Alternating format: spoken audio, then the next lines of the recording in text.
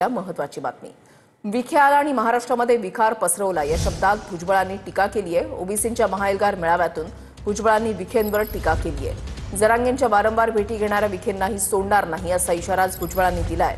तर आमच्या डीएनए मध्येच ओबीसी मुख्यमंत्र्यांनीच हे स्पष्ट केलंय असं विखे पाटलांनी म्हटलंय।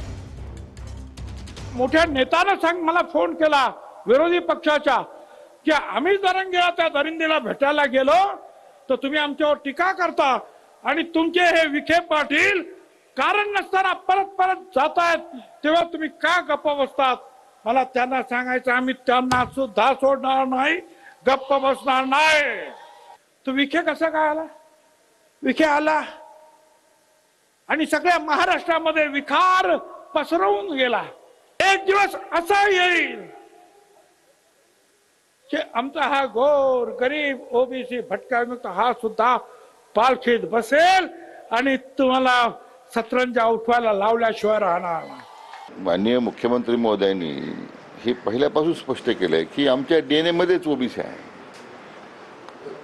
आणि त्यामुळे त्याला कुठे धक्का लावण्याचा प्रयत्न कधीच झाला नाही, यापूर्वी झाला नाही आणि उद्या करण्याचं कारण नाही आहे। म्हणून मी म्हटलं की कुठं आरक्षण कमी होतंय किंवा आरक्षण कमी होताना होण्याचे होतंय असं काही उदाहरण आहे तुमच्याकडे, परंतु हैदराबाद गॅजेटच्या संदर्भात अंमलबजावणी करायची, कारण तो तिथल्या जनतेचा तो अधिकार होता। त्यांची अनेक वर्ष त्यांच्यावर झालेली अन्यायाची भावना होती ती दूर करण्याचा सरकार काही प्रयत्न करते आणि ते सुद्धा कायद्याच्या चौकटीत बसून करते नंबर एक। आणि दुसरं हे करताना कुठेही ओबीसीच्या आरक्षणात धक्का लागणार नाही ही भूमिका त्याच्यामध्ये स्पष्टपणे आपण घेतलेली आहे।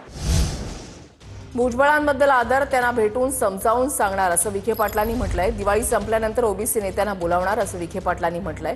ओबीसी नेत्यांशी चर्चा करणार असं देखील त्यांनी पुढे स्पष्ट केलंय। सांगितलं दरिंदे पाटलाने की ओबीसीना पाडा,